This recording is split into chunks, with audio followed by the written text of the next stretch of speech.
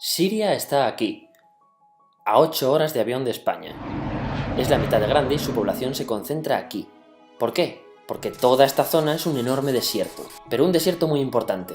Tiene 1/3 de las reservas de petróleo del mundo y también de gas natural, según algunos el nuevo petróleo. Para sacarlo de aquí y llevarlo a Europa, hay que rodear toda esta península y salir por el canal de Suez. Como te puedes imaginar, aquí te cobran. Pero hay otra manera más fácil, la línea recta. El que controle estas tuberías las puede abrir y cerrar, como un grifo. Si no pagas, no hay petróleo, ni gas.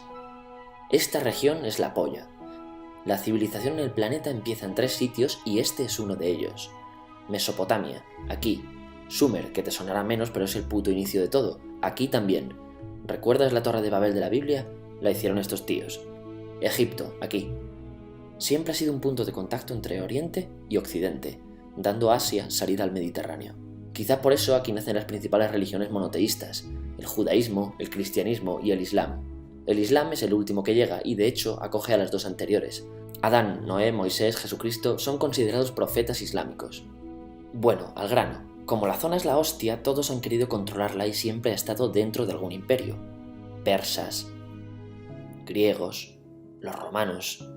El imperio romano termina partiéndose en 2, y finalmente solo sobrevive esto. Ahora es cuando la última religión monoteísta, el Islam, construye su propio imperio.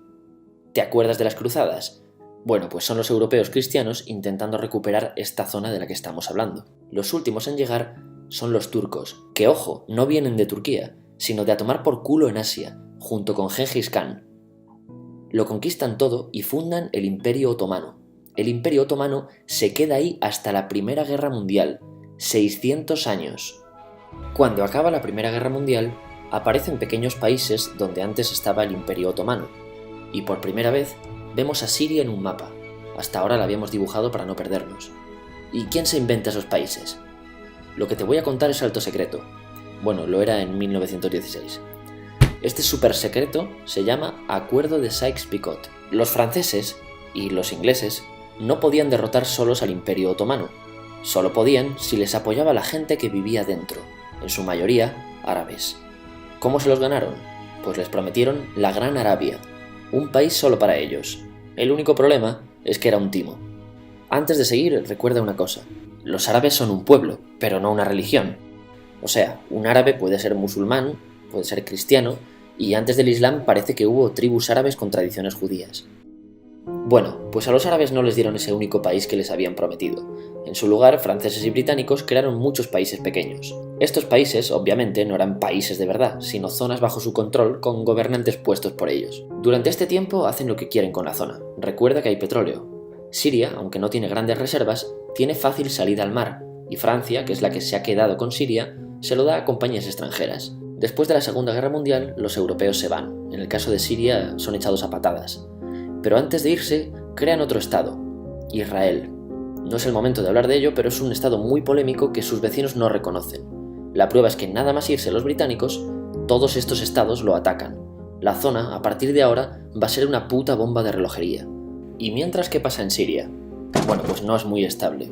Tiene golpes de estado constantes. En esa época aparece en Siria una ideología que se hace con el control y se expande por el mundo árabe, el Ba'ath. Esta ideología mezcla el antiguo sueño de una sola nación árabe con ideas socialistas. Y algo muy importante, es laica, o sea que no es religiosa. Siria se llega a unir con Egipto, un país con el que no tiene frontera. Pero no es algo raro, muchos de estos países intentan hacerlo también. Como recordarás, a esta gente se le había prometido un solo país y las ganas las seguían teniendo.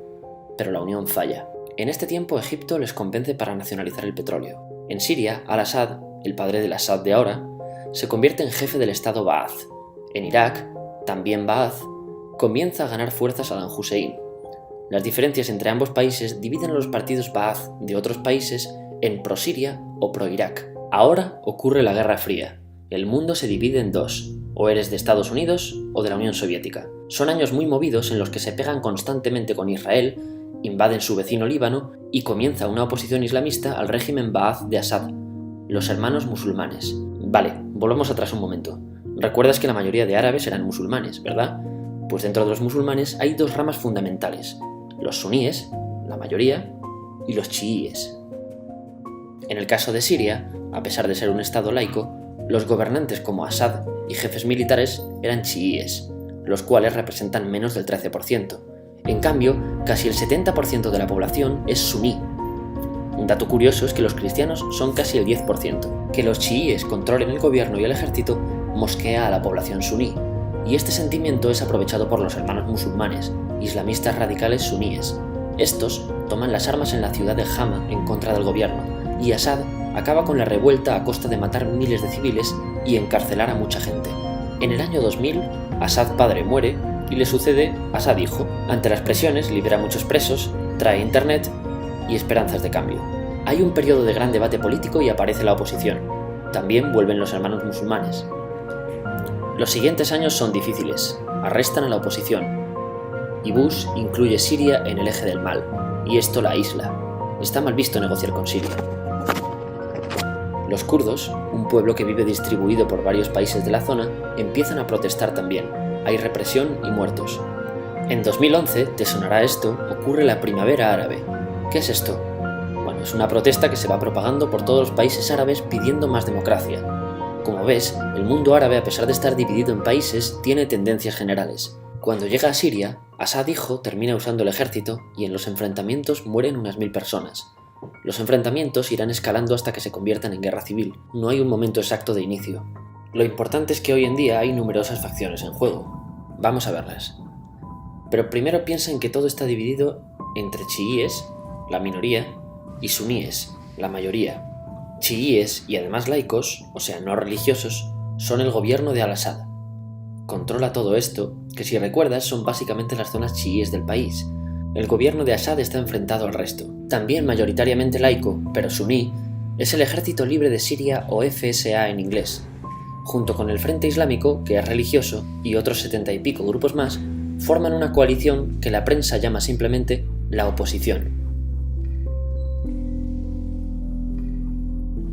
También suníes e islamistas, pero radicales, son Al-Nusra, llamados Al-Qaeda en Siria, porque son básicamente eso, Al-Qaeda en Siria. Otros islamistas radicales son el ISIS o Estado Islámico. Salen de Al-Qaeda en Irak, controlan la mayor parte de Siria e Irak y se han hecho famosos por sus atrocidades. Su objetivo teórico impacta a muchos. Es un Estado Islámico a lo largo de Asia, África y Levante, aunque a ti ya te suena, ¿verdad? En naranja tenemos al pueblo kurdo, que recordarás porque el presidente Al-Assad lo reprimió, al igual que gobiernos de países próximos también hacen. Ahora controlan militarmente esta zona. Antes de terminar, repasemos los apoyos internacionales a fecha de octubre de 2015. Las fuerzas de Al-Assad son apoyadas por Rusia, que ya tenía base militar en el país antes del conflicto, por Irán y por China. Todos son países de lo que Europa llama Oriente. En contra de Assad, apoyando a la llamada oposición, luchan Estados Unidos, Turquía, Francia, Gran Bretaña y Arabia Saudí. Podemos terminar con algunas conclusiones. Te advierto que esto ya es pura opinión. Si recapitulamos, vemos que la región es estratégica. Por su situación privilegiada, todos la quieren. Siria siempre ha estado bajo el paraguas de grandes imperios. Piensa que hace 100 años la actual Francia era Francia, Gran Bretaña era Gran Bretaña, pero es que hace 200 también, y hace 300 también, y hace 400 también. En cambio, Siria solo es Siria desde hace menos de 100 años, y solo se gobierna a sí misma desde hace poco más de 50. Además, jamás decidieron sus fronteras, se las impusieron. Europa divide Oriente Medio a su antojo para controlarlo, diseñando países sin tener en cuenta su población. Muchos historiadores dicen que todo pueblo tiene la necesidad de manejar su propio destino, pero estos ingredientes que hemos visto juegan en contra de proyectos como la Siria Ba'ath, que encima usa la represión para mantenerse. En última instancia, producen una guerra civil. En este contexto no es extraño que aparezcan actores que se alimenten de la desesperación, el sentimiento suní de opresión y la visión de Occidente como invasor. ISIS usa la identidad árabe y la mitología de antiguos imperios. Cuando quieras entender el presente, pregúntate: ¿y el pasado?